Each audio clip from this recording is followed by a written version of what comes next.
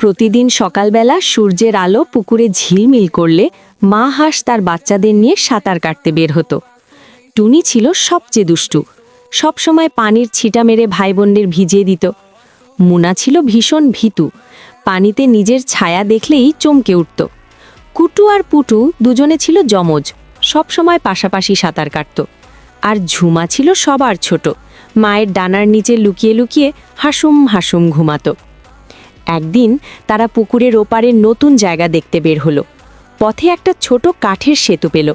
টুনি লাফাতে লাফাতে সেতুর উপর উঠতেই ধপ করে একটা শব্দ হলো। সেতুর তলা দিয়ে ছোট নদী বয়ে যাচ্ছিল।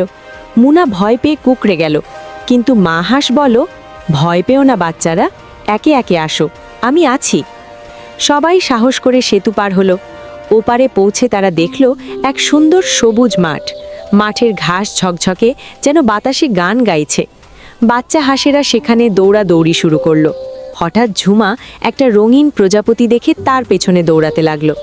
দৌড়াতে দৌড়াতে সে পথ হারিয়ে ফেলল। মা হাঁস বুঝতে পেরে ডাক দিল, ঝুমা, কোথায় তুমি? ঝুমা একটু দূর থেকে কু কু করে সাড়া দিল। মা আর ভাই বোনেরা দৌড়ে গেল। টুনি তার ডানায় হালকা ঠেলা দিয়ে ঝুমাকে ফিরে আসতে সাহায্য করলো। সবাই মিলিত হতে পেরে খুব খুশি হলো। মা হাঁস বলল, দেখলে, একসাথে থাকলে কোনো ভয় থাকে না। সন্ধ্যায় তারা সবাই পুকুরে ফিরে এলো। আকাশে লাল আলো ছড়িয়ে পড়েছে, পানিতে রংধনুর ছায়া নাচছে। মা হাঁস তার বাচ্চাদের নিয়ে ধীরে ধীরে ঘরে ফিরল।